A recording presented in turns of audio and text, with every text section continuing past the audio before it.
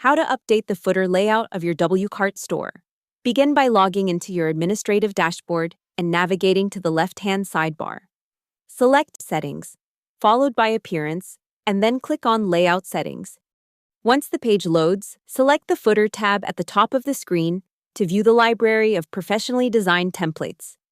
And once you have identified a style that aligns with your brand, such as Footer 1, simply click the Choose Footer button.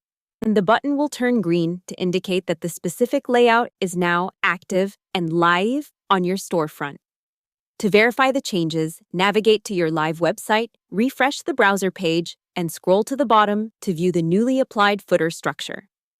If you decide to test a different aesthetic, such as Footer 2 or Footer 6, return to the Layout Settings menu in your admin panel and repeat the selection process by clicking the corresponding Choose Footer button. This modular system allows you to maintain a dynamic and professional web presence without the need for manual coding, ensuring your site's navigation and essential links remain both functional and visually appealing.